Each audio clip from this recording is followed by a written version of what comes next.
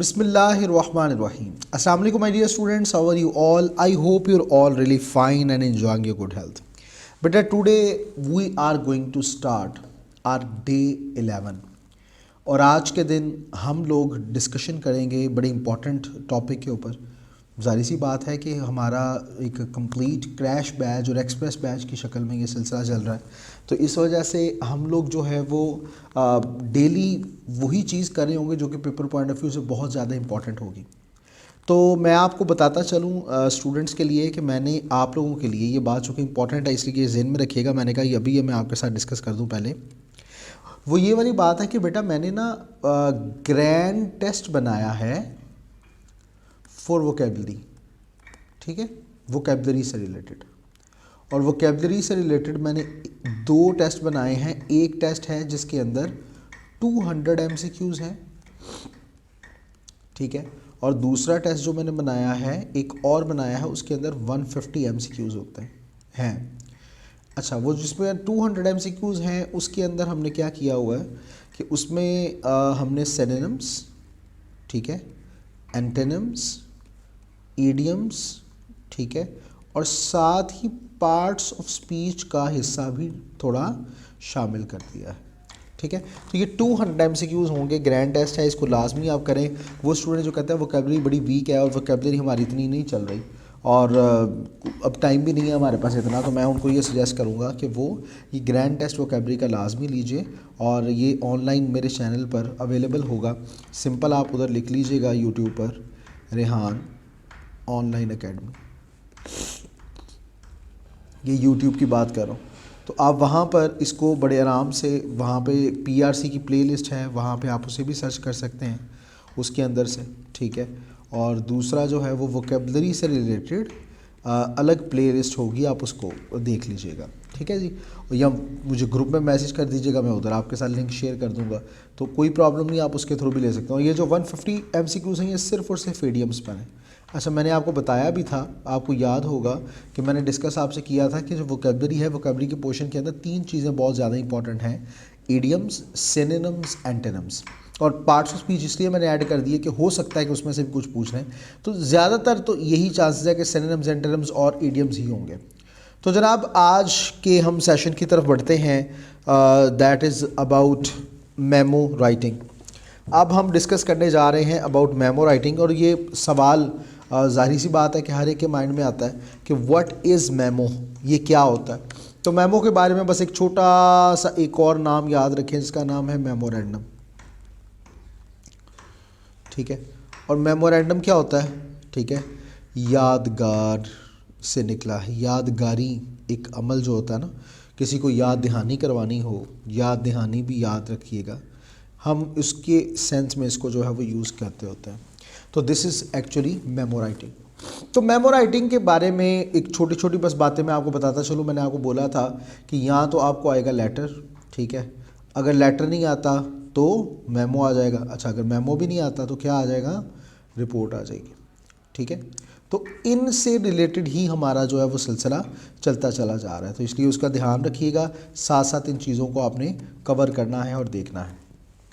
तो memo writing का जो पोर्शन है बताने की ज़रूरत नहीं है, लेकिन फिर भी याद हमें जो है ना वो इस सेक्शन को कंप्लीटनेस के लिए बहुत ज़रूरी है बताना कि this is also going to cover your 20 marks, ठीक है।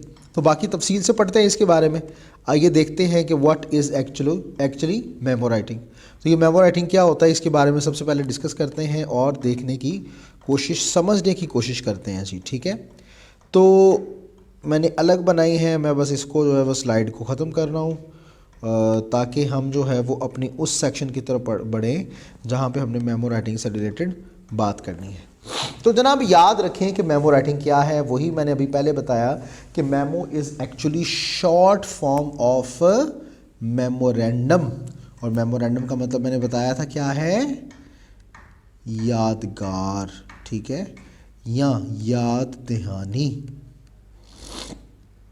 अच्छा, तो ये एक ऐसा टाइप ऑफ डॉक्यूमेंट है जिससे आप इंफॉर्मेशन एक्सचेंज करने के लिए इस्तेमाल करते हैं।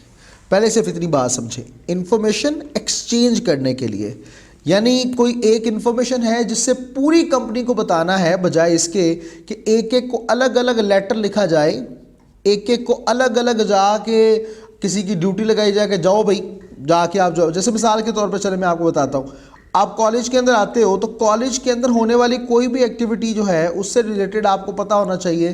तो कैसे पता होगा? तो ऑब्वियस सी बात है कि एक होता है जिसका नाम होता है नोटिस बोर्ड, ठीक है। तो नोटिस बोर्ड के ऊपर तमाम तर इंफॉर्मेशन जो है वो होती है, और कहा जाता है कि हर कॉलेज के अंदर ये बात कही जाती है कि whenever you come to college you have to have a glimpse of notice board. इसको लाजमी देखना है, एक झलक लाजमी देख जाए, ताकि आपको पता हो कि what are the activities that are going on, what are the announcements that are very necessary from the college administration, college management, and they want you to let yourself aware about those particular things। तो आपको उनके बारे में पता होना चाहिए। तो memo क्या होता है? असल में एक ऐसा मैसेज होता है जिसे कन्वे किया जाता है आप एक ही मैसेज को तमाम अफराद के पास एक खास मीडियम के जरिए से। तो अच्छा, पहले ऐसा होता था कि इसे सिर्फ और सिर्फ इनसाइड ऑर्गेनाइजेशन इस्तेमाल किया जाता था पैगाम रसानी के लिए, इनसाइड ऑर्गेनाइजेशन बस, ठीक है, इधर उधर नहीं होता था। लेकिन अब जो है वो मॉडर्न, अब जो ज़माना है इसके अंदर इनसाइड के अलावा आउटसाइड ऑर्गेनाइजेशन भी इस्तेमाल किया जाता है इसे। मिसाल के तौर पर जनाब कोई दावत आम है, उससे रिलेटेड कोई बात करनी है तो जनाब ये आउटसाइड ऑर्गेनाइजेशन भी इसको भेजा जाता है। तो मेमोज जो होते हैं ये इनफॉर्मली रिटन और पेपर बेस्ड नोट्स होते हैं, ठीक है। अच्छा, अगर ईमेल है तो उसे ईमेल मेमो का नाम दे देते हैं हम लोग, ठीक है, ईमेल मेमो। असल में ये अब जो है अगर ईमेल के थ्रू आपने भेजना है, वैसे लेटर के थ्रू चूंकि ये ज़्यादा ये लेटर की टाइप है तो इसलिए पेपर बेस्ड नोट्स होते हैं जो कि शेयर किए जाते हैं कोवर्स के दरमियान इनसाइड एन ऑर्गेनाइजेशन, ठीक है। तो मैंने बताया कि इनसाइड के अलावा आउटसाइड भी यूज़ किए जा सकते हैं, ठीक है। और एक और बात याद रखिए, चूंकि लेटर फॉर्म है तो लेटर को आप टाइप करके भी अक्सर भेजते होते हैं। तो कंप्यूटर्स के दौर की वजह से अब इसका जो इस्तेमाल है वो और ज़्यादा बढ़ चुका है, ठीक है, यानी बहुत ज़्यादा इसको यूज़ किया जाता है। एक यानी से व्हाट्सएप कर दिया जाता है, मैसेज कर दिया जाता है। आपका अगर कोई स्टडी ग्रुप बना हुआ है, आपका कॉलेज का कोई ग्रुप बना हुआ है तो उसके अंदर वो इन्फॉर्मेशन शेयर कर दी जाती है। तो याद रखें कि आजकल तो जैसे अभी मैंने बात की कि जो मेजॉरिटी है मेमोज की, मेजॉरिटी ऑफ मेमोज ये डिस्ट्रीब्यूट किए जाते हैं इलेक्ट्रॉनिकली। इलेक्ट्रॉनिकली का क्या मतलब है?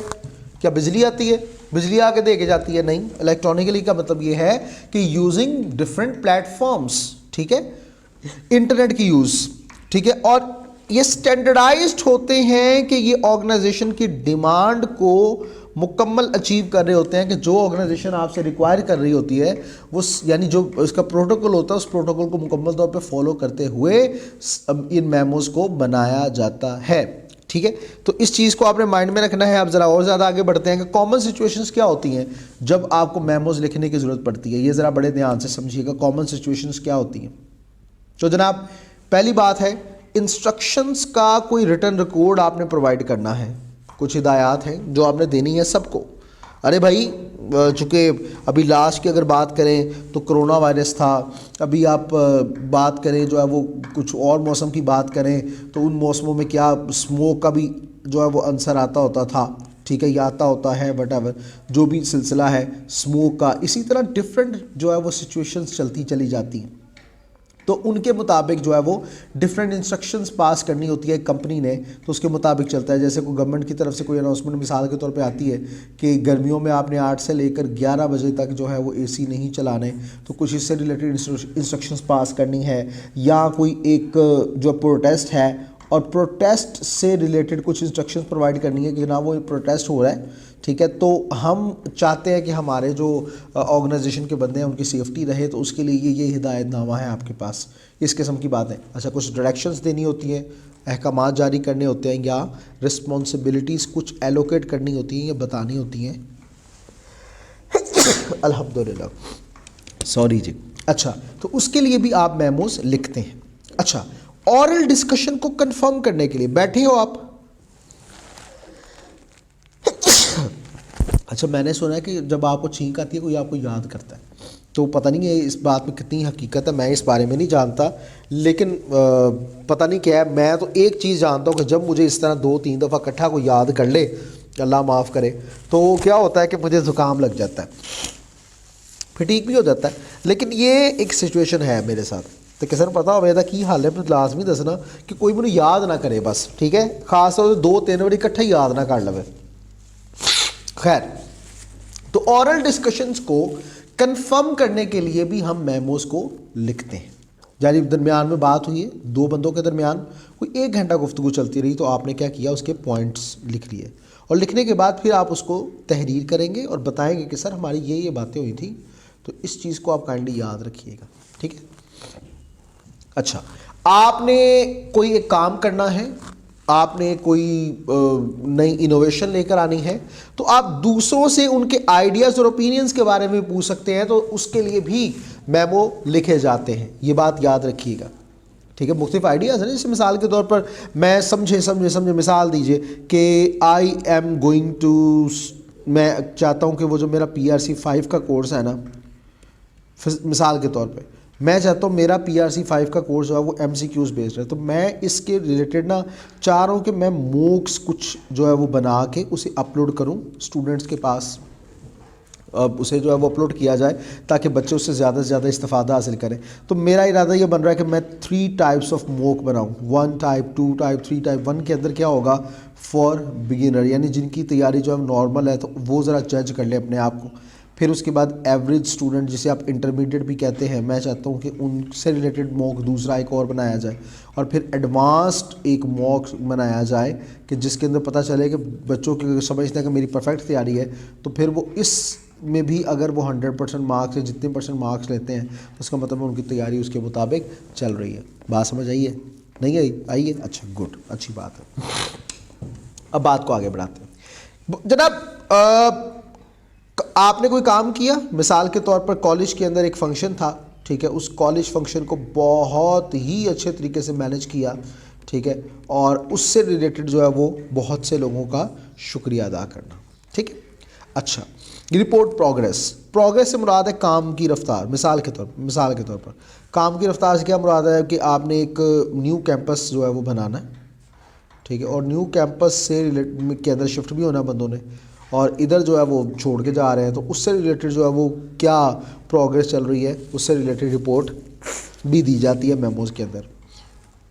अच्छा, अब ये सबसे ज़्यादा इसका रोल है कि सर्कुलेट किया जाता है इन्फॉर्मेशन को बहुत से कोलीग्स में एक ही वक्त में, और उसके लिए डिफरेंट मीडियम्स हैं। एक व्हाट्सएप ग्रुप हो सकता है, ठीक है, एक ये तरीकाकार हो सकता है। अगर व्हाट्सएप नहीं है तो जनाब नोटिस बोर्ड हो सकता है, ठीक है। नोटिस बोर्ड में वो ख़ास मखसूस बंदों को आपने को बात करनी है। अच्छा, मुख्तलिफ जो है वो सोशल मीडिया प्लेटफॉर्म्स और हो सकते हैं, ठीक है, जिनके ज़रिए से आप क्या कर सकते हो कि इन्फॉर्मेशन को आगे पहुंचा सकते हो या दूसरों को दे सकते हो, ठीक है। ये बात समझ आ गई?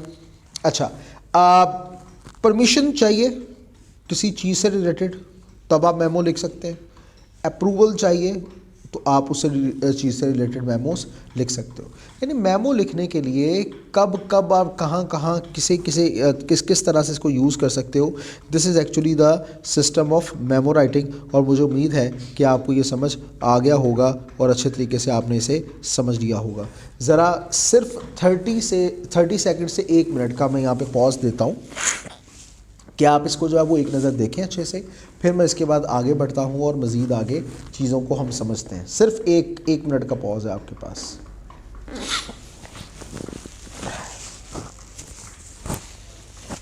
भाई लोग, आई होप आपने समझ लिया होगा, देख लिया होगा। अब यहाँ से आगे बढ़ते हैं और चीज़ों को आगे बढ़ाते हैं। अब मैं आपके सामने जो मेमो है उसके पैटर्न को शेयर करने जा रहा हूँ। मिसाल के तौर पर सबसे पहले आपने क्या करना होगा, डेट, और डेट को लिखना है, याद रखिएगा, ठीक है। डेट का टाइटल यानी जो हेडिंग है वो देनी है आपने, इस चीज़ को नहीं भूलना, ठीक है। डेट की हेडिंग दें आप। दूसरा चीज़, जैसे डेट है तो उसमें क्या, अब देखिए डेट का क्या पैटर्न हमने पढ़ा था कि आपने ईयर जो है वो हमेशा, एक मिनट मैं से ज़रा 1 मिनट, एक मिनट, ओए सबर, ओ सबर, ओए रुक जा, ओ रुक,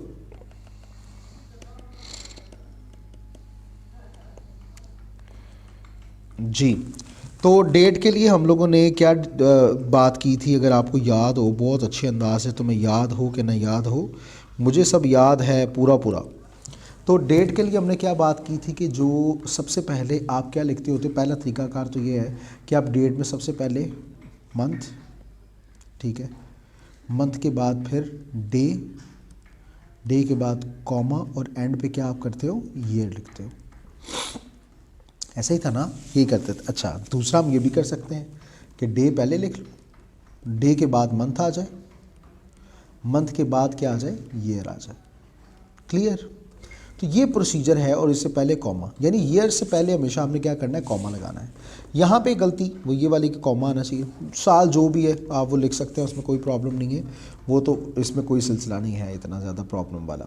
फिर उसके बाद किसे लिखना है, आपने उस बंदे का नाम लिख दें, ठीक है। अगर आपने पूरी कंपनी को लिखना है तो ऑल एम्प्लॉयज़, ई कैपिटल आ जाएगा, ठीक है। अच्छा, तो मैनेजर्स को लिखना है तमाम को, तो मैनेजर आ जाएगा। अच्छा, सीसी क्या होता है, मैं ज़रा ये बता दूं। सीसी इज़ एक्चुअली, चूँकि जब आपने इसे यानी कि किसको जो है ना वो लूप में लेना है आपने, कि भाई उसे पता हो कि हाँ मैंने ये काम किया। मिसाल के तौर पर एडमिन मैनेजर को ये कहा जाता है कि भाई मेरे आपने लिखना है मेमो सबको, ठीक है। एडमिन मैनेजर की ये ड्यूटी लगा दी जाती है। तो एडमिन मैनेजर क्या करेगा कि वो टू तो लिखेगा, लेकिन साथ साथ सीसी भी ऐड कर देगा, क्योंकि इलेक्ट्रॉनिकली भेज रहा है ना वो। तो सीसी अगर वो लेटर के थ्रू भेज रहा है तो और जिसमें सोशल मीडिया का या डिफरेंट मीडियाज़ का यूज़ कर रहा है, तो उसमें वो सीसी लाजमी लिखेगा, और इसके अंदर वो अपनी बॉस को, ठीक है, जैसे मिसाल के तौर पर XYZ बॉस साहब हैं, उनको वो उसके अंदर लूप में ले लेगा, और लिखना चाहता है वो तमाम मैनेजर्स को, तो मैनेजर्स को यहाँ पे लिख दिया गया, ठीक है। तो वो सीसी ये होता है कि जिसमें आपने लूप में लेना है उस शख्स को जो कि जिसको आप चाहते हैं कि पता हो कि जी हाँ मैंने ये काम कर दिया है, ठीक है।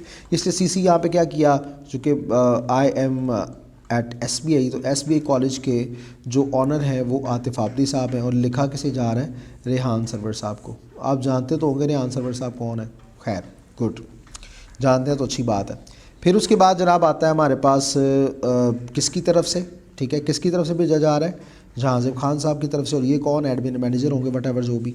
तो लिखने की ज़रूरत नहीं है, ठीक है। सब्जेक्ट क्या है कि कॉलेज से रिलेटेड, इसलिए मैं यहाँ पे लिख रहा हूँ कि ग्रैंड टेस्ट सेशन जो है ना वो PRC का, उससे रिलेटेड कोई ना कोई गुफ्तगू है, पता नहीं क्या है वो, तो मेमो देखेंगे तो पता चलेगा। अच्छा, मेमो राइटिंग से रिलेटेड एक बात आप माइंड में रखें, वो ये वाली कि जो मेमो है ना, आप इसमें आप आज़ाद हो। अब मेमो को एक ही पैराग्राफ के अंदर चाहो तो लिख सकते हो, ठीक है। आप इसको 2 पैराग्राफ्स के अंदर लिखना चाहो तो लिख सकते हो, ये बात याद रखिएगा। 3 पैराग्राफ ना करें, ठीक है। इसमें नहीं, आपने इस चीज़ का ख्याल रखना कि बॉडी इंट्रो होनी चाहिए, फिर उसके बाद बॉडी पैराग्राफ जो सेकंड होगा उसके अंदर मेन इशू की तरफ एंड पे कंक्लूड करना है। इसमें इतना ज़्यादा कोई मसला नहीं है। और बॉडी पैराग्राफ जो होता है, इस पैराग्राफ या पैराग्राफ जो आप लिखेंगे, इनको 80 वर्ड्स मिनिमम होना चाहिए, ठीक है। और आप इसको 90 और 100 वर्ड्स तक भी लेके जा सकते हैं, इसमें कोई प्रॉब्लम नहीं है, ठीक है। अब देखिए, जैसे मिसाल के तौर पे यहाँ पे लिखा गया, मेमो किस चीज़ से रिलेटेड है, kindly be informed that the grand test for PRC students will begin in 15 days, ठीक है, और before the examinations and will last for 2 to 3 weeks। All PRC instructors immediately begin drafting question papers. अब ये चूँकि Rehan server को भी यही कहा गया कि सब में ये रेहान सर्वर जो कि स्पेसिफाई मैंने ऊपर कर दिया वैसे, तो establish protocols in order to begin exams on time, ठीक है। अब यहाँ पे थैंक्स, आप इसमें क्या करेंगे कि 80 वर्ड से अगर कम है तो आप थोड़े से इजाफा कर देंगे इसके अंदर, ठीक है। तो आप कहेंगे कि इन दीज, मैं वैसे आपको बता रहा हूँ, यहाँ तो ये तो मैंने एक ड्राफ्ट सा बनाया ना, तो आप इसको इस तरह से कर सकते हैं, जैसे मैं कहता हूँ in these tests we want to ensure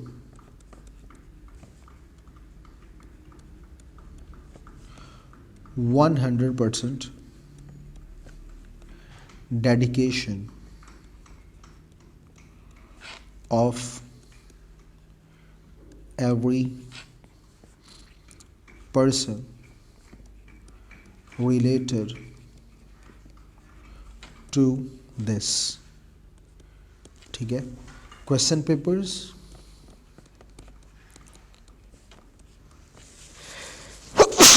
अल्हम्दुलिल्लाह, papers should be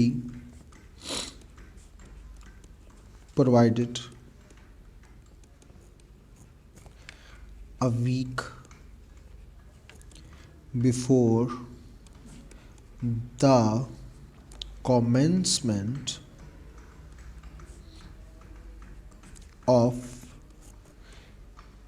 test sessions। ठीक है, इस तरह आप जो है वो इसको एक्सप्लेन भी कर सकते हो, मज़ीद बता भी सकते हो। It is all up to you. ठीक है, ये बात आपने याद रखनी है। तो इस तरह से आप चीज़ों को जो है वो बड़े अच्छे अंदाज से कवर करवा सकते हैं और आगे लेके चल सकते हैं। और एंड पे आप थैंक्स लिखिए, फुल स्टॉप लगाएं, या आप रिगार्ड्स भी लिख सकते हैं और उसके बाद आप क्या करेंगे, फुल स्टॉप लगा देंगे। क्लियर? तो ये कुछ ऐसे प्रोसीजर्स हैं कि जिनके ज़रिए से आप बड़े आसानी से अच्छे अंदाज से अपना ये सिलसिला चला सकते हैं और मेमो राइटिंग को लिख सकते हैं। मैंने इसलिए ये बात बोला था कि ये सबसे आसान होता है। ठीक है, इट इज़ वेरी इजी, बहुत ही आसान है। और अगर ये आपको आ जाता है तो यकीन कीजिए आपको वहीं पे एक छोटी सी जो है ना वो लोडी डाल देनी चाहिए को भाई कमाल हो गया। लेकिन कहा जाता है टीचर्स की तरफ से या कुछ और फेलो स्टूडेंट्स की तरफ से, को छोड़ो यार मेमो ना करना, छोड़ो पढ़ा ये वो, और जब आ जाता है तो फिर मसला होता है ये क्या हो गया एग्ज़ाम की रात। वो ये आप करते हैं ना पहले कि हाँ जी ये भी हो गया, ये भी हो गया, ये भी हो गया, और जब आपने कोई चीज़ छोड़ी होती है ऑप्शन में और वो आ जाती है तो फिर आप कहते हो ओए ये क्या हो गया। तो ये नहीं होना चाहिए, इस चीज़ का लाजमी आपने ख्याल रखना है। ठीक है, तो जनाब हमारा मेमो राइटिंग जो मैंने समझाने वाला काम था छोटा सा था, ठीक है, ये हमारा होगा कंप्लीट। अब हमारे पास ज़रा आ रही है जी मेन 6, जिसका नाम क्या है, जिसका नाम है जनाब जिसका नाम है असाइनमेंट्स। जी, तो आप लोग ये असाइनमेंट्स मैं बताता चलूँ, ज़रा ये बात भी बताना ज़रूरी है मेरे लिए कि अब चूँकि क्लास ये है तो आपको असाइनमेंट्स मैं यकीनन प्रोवाइड कर दूँगा और ग्रुप में आपके आ जाएंगी, मुझे आपने मैसेज कर देना, आपको जो है वो असाइनमेंट्स मिल जाएंगी। Because this will be online session, तो बहुत से स्टूडेंट ऐसे हो सकता है वो डे 11 पे अभी पहुँचे ही ना हो, तो वो कुछ सोए हों, दरमियान में कुछ सो गए हों ना, तो उठे होंगे तो फिर उन्हें होगा ये सारा। तो मुझे आपने साथ साथ भेजते जाना ताकि पता चले कि किसी बच्चे का तो वो साथ उस चीज़ को जो है वो साथ पिक कर लेगा। ठीक है, तो अब असाइनमेंट्स की जब बात करते हैं तो इस वक्त तो मुझे पता है कि असाइनमेंट अभी तो नहीं बन सकती, लेकिन मेरे पास मेरे स्टूडेंट्स की जारी गाले पानी में और भी पढ़ाना, तो स्टूडेंट्स की कुछ असाइनमेंट्स हैं। मैं चाहता हूं कि मैं वो असाइनमेंट्स चेक करूं आपके सामने और आप उसमें देखें कि कहां पर आप लैग कर रहे हैं, कहां पर आपको मज़ीद एक चीज़ के बारे में जानना है, कहाँ पर आपको एक मज़ीद चीज़ के बारे में और पता करना है। तो मैं इस सेशन 1 को जानबूझकर बहुत शॉर्ट अभी यहीं पे ही इख्तिताम कर रहा हूँ। वजह यह है कि आप अगर इसी सेशन 1 को अच्छे तरीके से देख लेंगे, कवर कर लेंगे, तो आप तब तक मेरा तो ख्याल है एक प्रैक्टिस भी आप कर लेंगे मेरे इधर नेक्स्ट सेशन स्टार्ट करवाने से पहले पहले। और इसका फ़ायदा ये होगा आपसे कि जब मैं असाइनमेंट चेक कर रहा हूँ तो आपको बहुत सी चीज़ें खुद ब खुद ऑटोमेटिकली समझने में मदद मिल जाएगी। तो मैं अभी सिर्फ 10 मिनट की ब्रेक आपको दूंगा। आपने करना क्या है कि आपने सब कुछ छोड़ छाड़ के एक मेमो लिखना है। ठीक है, मेमो राइटिंग लिख लीजिएगा। टॉपिक मैं आपको यहाँ पे दे देता हूँ, चले मैं ये कर लेता हूँ कि मैं टॉपिक आपको जो है वो प्रोवाइड कर दूँ। टॉपिक मैं आपको इस वक्त अभी दे देता हूँ, रुकिए मैं ज़रा इसको चेंज करना चाह रहा हूँ जी। तो 2 टॉपिक्स मैं आपके सामने इधर रख देता हूँ। पहला टॉपिक मैं कहता हूँ जनाब वो होगा कि 2nd फ्लोर रेनोवेशन। ठीक है, वो रेनोवेट हो रहा है और उसकी रेनोवेशन में अभी जो है वो 15 डेज़ बाकी हैं। ठीक है, 15 डेज़ अभी बाकी हैं, ये ज़रा ध्यान से सुनते जाइएगा। मैं उसमें 15 डेज़ अभी बाकी हैं, तो आपने क्या करना है कि आपने लेटर लिखना है, आप सॉरी ये मेमो लिखना है और मेमो के अंदर तमाम स्टाफ को बताना है कि अभी आपको मज़ीद इसी परेशानी में 15 दिन गुजारने पड़ेंगे। और उसके बाद चूँकि हमारा सेकंड फ्लोर अच्छे से रेनोवेट हो जाएगा तो आप सबका जो अच्छी सी सीट्स एंड ऑल दैट सब कुछ जो है वो उसका अरेंज भी बड़ा अच्छा बनाया गया है। तो आपने सिर्फ 15 दिन और सब्र करना है, इससे ज़्यादा नहीं। तो आप बाकी सारे जो किसे लिखना है क्या है ये सब कुछ खुद आप एज्यूम कर सकते हैं, इसमें कोई प्रॉब्लम नहीं है, आप खुद करें। मुझे बस आपका असल में देखना है कि आपने पैटर्न क्या है और चीज़ों को कैसे आपने लिखा है। अच्छा, अगर सीसी दिया हुआ है आपको स्टेटमेंट में, ये बात याद रखिएगा, तो फिर आप सीसी लिखेंगे। अगर नहीं दिया हुआ तो फिर आप उसकी जगह पे सिर्फ एक छोटी सी डैश लगा देंगे, ये बात याद रखिएगा, ठीक है।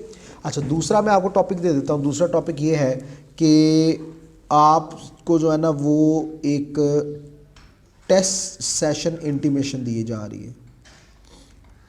आप स्टूडेंट हो, ठीक है, और ये कहा जा रहा है कि जनाब टेस्ट सेशन स्टार्ट हो रहा है इन 10 डेज़, ठीक है। तो 10 दिन में टेस्ट सेशन स्टार्ट हो रहा है, आप लोग तैयारी कर लो, तैयारी पकड़ लो। और हम लोगों ने आपसे जो टेस्ट लेने हैं ये आपका रियल टेस्ट होगा ऑफ योर एबिलिटीज़। तो चुप करके ज़रा ना अच्छे से इसकी तैयारी शुरू कर दें। और जो स्टूडेंट इसमें पास नहीं होगा, हम उसका ये बात याद रखिएगा कि हम उसे कॉलेज में फ़ाइन कर देंगे। एक्सपेल वाला काम बहुत बड़ा हो जाएगा, हम फ़ाइन करेंगे पर टेस्ट जो है वो 100 रुपीज़ अगर वो उसमें फ़ेल होगा, ठीक है। तो ये बातें दो आपके पास ये मैंने टॉपिक्स दे दिए हैं, इससे रिलेटेड आप ज़रा मेमो करें और करने के बाद मेरे साथ शेयर करें। मैं सिर्फ आपको देता हूँ 10 मिनट की ब्रेक, बल्कि लिखने में एक लिखना है आपने, तो ज़्यादा टाइम नहीं लगना। वैसे इसकी टाइम मैनेजमेंट बहुत आसान है कि आप ज़्यादा से ज़्यादा इसके ऊपर जो टाइम देंगे, एक प्लानिंग की बात करें तो 3 मिनट्स में आप प्लानिंग कर लेंगे, ठीक है, कि क्या करना है। फिर उसके बाद आपने 8 से 11 मिनट्स के अंदर अंदर इसको लिख देना है सारे को, यानी ज़्यादा से ज़्यादा इसको जो टाइम देना वो 15 मिनट्स। बहुत आपके पास जो है ना वो ये 15 मिनट्स भी काफ़ी हैं, खाई नहीं ख़त्म होता है, तो ये टाइम आपने देना है। तो मैं आपको चले 15 मिनट्स की ब्रेक ही देता हूँ अभी, और 15 मिनट्स के अंदर एक लेटर लिख के तो आप ग्रुप के अंदर शेयर कर दें और मैं फिर इसको चेक भी इंशाल्लाह कर दूंगा। तो अब इंशाल्लाह 15 मिनट्स के बाद मिलते हैं कुछ असाइनमेंट्स के साथ जो मैं बच्चों की चेक करूँगा, तो आप उसे देखेंगे। तो जनाब मुलाकात करते हैं सिर्फ 15 मिनट के बाद। अल्लाह हाफिज़।